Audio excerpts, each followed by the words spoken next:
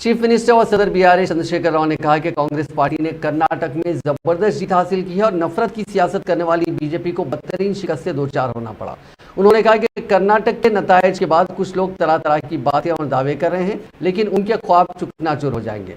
Chief minister Chandrashekhar Rao आज महाराष्ट्र के नांदेड़ में बीआरएस पार्टी के पहले तरबियती क्लासेस के इफ्तिताही सेशन से खिताब करते हुए ये बात कही।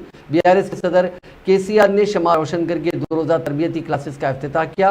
नांदेड़ के इंतलान के मकामी जहां तरबियती कैंप मुनक्किद हुआ, सारे इलाके को गुलाबी कर दिया गया। इसके अलावा नांदेड़ के कई इलाकों में चीफ मिनिस्टर केसीआर के इस्तकबाल के लिए बड़े पैमाने पर होर्डिंग्स और फ्लेक्सी लगाए गए थे। इस तरबियती कैंप में महाराष्ट्र के तमाम 288 असेंबली हलकों से पार्टी के सरकर्दा कायदीन और कारकुनों को 2 रोजा तरबियत दी जाएगी।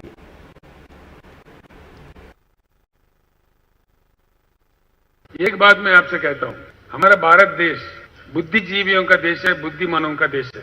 ये बुद्धुओं का देश नहीं है। ढंग से अगर कहा जाए, ढंग से अगर अपनी बात पहुंचाई जाए, भारत सही जवाब देता है। भारत इंडिया रिएक्ट्स, भारत प्रतिक्रिया बताता है।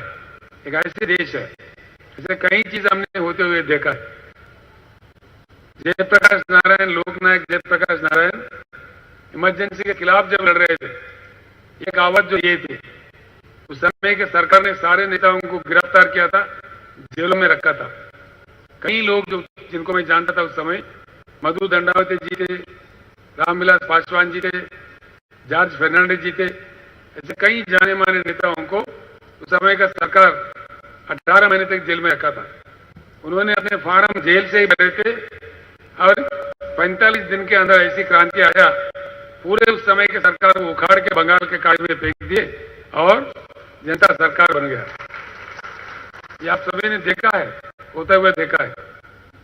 और जैसे जनता पार्टी ने गलीज काम किया, 2 साल के अंदर फिर भारत फिर रिएक्ट हुआ, फिर अपना प्रतिक्रिया दिया, फिर इनको निकाल के फेंक दिया, फिर इंदिरा गांधी को लाकर बिठा दिया। यानी कि इससे समझ में आता है